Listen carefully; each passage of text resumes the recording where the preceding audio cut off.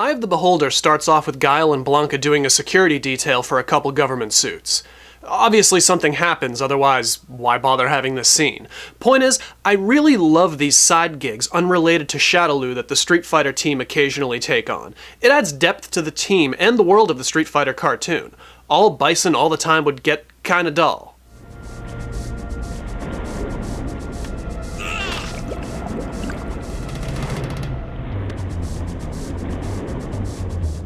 But yeah, Blanka saves the VIP, but one look from the guy and he calls Blanka a monster, and then Blanka feels sad.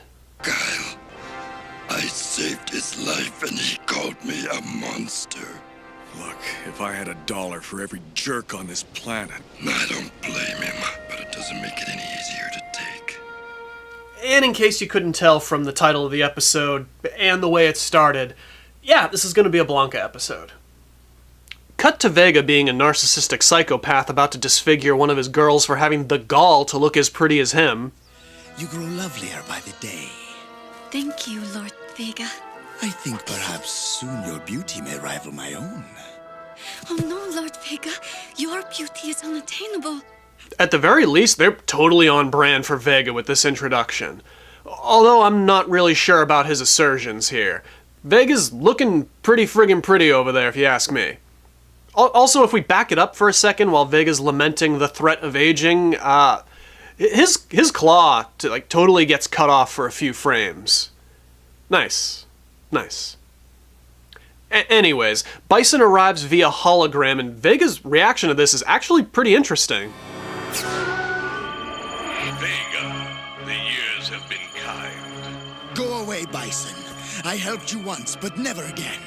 In the Street Fighter cartoon, Vega isn't one of the 4 Heavenly Kings of Shadaloo, and apparently only worked for Bison like a whole once in this timeline, and it must not have went very well either, because Vega wants nothing to do with the Yes Man. Yes! Bison wants Vega to interrupt some kind of trade conference or whatever, and promises Vega some kind of fountain of youth. Needless to say, Vega is persuaded. Back at Street Fighter base, Escher and Guile are having a heated argument because apparently Escher's actually known about a possible cure for Blanka's, Blankaness. No mention of the scientist or the other 3 monsters from last episode, though, so... I don't know, I kind of feel like that would have been pretty important considering the subject of this episode, but what do I know? So Blanka's off to some small Hawaiian island while Guile, DJ, and Cammy are off to that trade conference in Honolulu. A couple things. One, I guess DJ's officially back on the team after, his redemption arc in Demon Island. They don't mention it, DJ's just there. Secondly, another wonderful animation goof with Cammy's trademark beret initially showing up green, but then switching back to what it's supposed to be, red, in the next cut to her. Get this bird to Honolulu. We got a hostage mess to clean up. Oh, Colonel, I just love it when you give me commands. And thirsty as ever, I see. So for this next part, in my notes, I literally just wrote down, blah blah blah science, Blanka become human. Because, blah blah blah science, Blanka become human. Yeah, Dr. Capona and his daughter Malay explain that it's a 2-step process. The first will reverse Blanka's mutations, and then the second step will make the changes permanent. And also that the original purpose of this remedy was actually just to slow down the aging process. You think that might play into something that we heard earlier in the episode? You think? So, blah blah blah science, lightning bolt underwear, Blanka become human. We already mostly saw what Blanka looked like as a human last episode, so they don't really give Blanka's transformation here all that weight and gravitas. Makes me feel like they kind of wasted that reveal. But, yeah, human Blanka. There he is.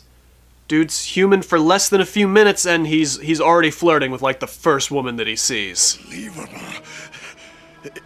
You know, we look good together. And then has an oh-so-brief existential crisis over whether he'd even make a good Street Fighter anymore without the possibility of all his Monster Blanka buffs. Doctor, my alteration had given me certain heightened abilities. Strength, smell, eyesight. What of them? Well, none shall remain, of course. Had you not considered this? Like, dude, look at you. You're an entire head taller than everyone else in the room and jacked to the friggin' nines. Like, if you retain even a fraction of your fighting ability, you're gonna be okay. So, big surprise. Vega's here for his Fountain of Youth and carpets the island with the least effective bombs in the history of explosions.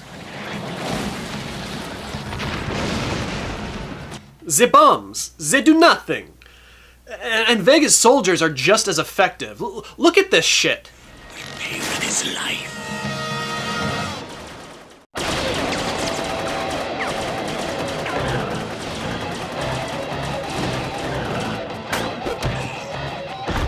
Dude kicks the door down and starts firing at Blanka with his shoot bang. And Blanka's laying down, not moving. A clear target, as clear of a target as you could possibly have. And he's firing at him for like 10 fucking seconds. And he misses every single shot. Even if we knock a few seconds off because of possible overlap from the commercial break, that's still a commendable level of incompetence. Even more so when you consider that Blanka's not at full fight capacity because of his change. Then again, Blanka's still more than formidable, as Malay jokes. Blanka, are you alright? I can't seem to do anything. We should all be such poor fighters. But The duo escape and attempts to signal for help with smoke signals, but what's going on with your face there, Blanka? You okay over there, buddy? Everything alright? You look a little, melty. Blanka goes back for Dr. Capona, who's been taken hostage by Vega, but, like, utterly fails to take the fight to him.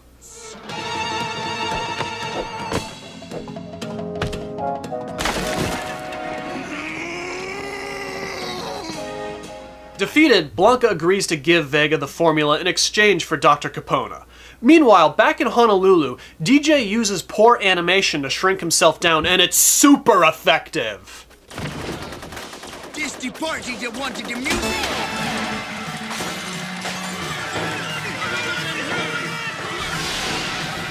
Another famous gif we've come across. But yeah, now that the Street Fighters have taken care of the bad guys at the trade conference, they catch Blanka's smoke signal and Guile leaves. Just in time too, as Blanka arrives back at camp at gunpoint, with Malay having to make the save.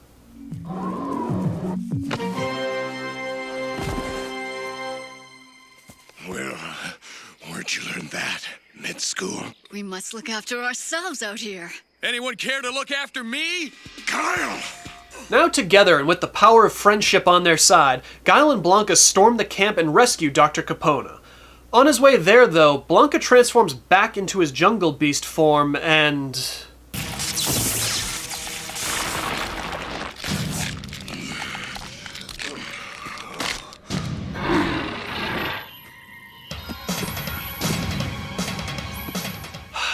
Just fuck right off. I don't even care about this Charlie Blanka thing anymore. It's really bad. Rematch with Vega, and this time Blanka gets the upper hand. So Vega kidnaps Malay and the formula, attempting to escape, and Blanka has to make a choice. Get back! You want the formula? Choose, monster! Choose! Pretty obvious choice, though. I mean, he rescues the girl. Lessons about beauty being skin deep, and all the money for this episode must have been put into the last shot because just friggin' look at it.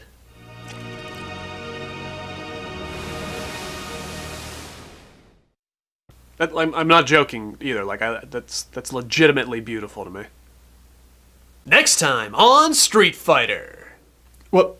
Wait, is that Sakura? And I guess Fei Long knows things in The Hand That Feeds You.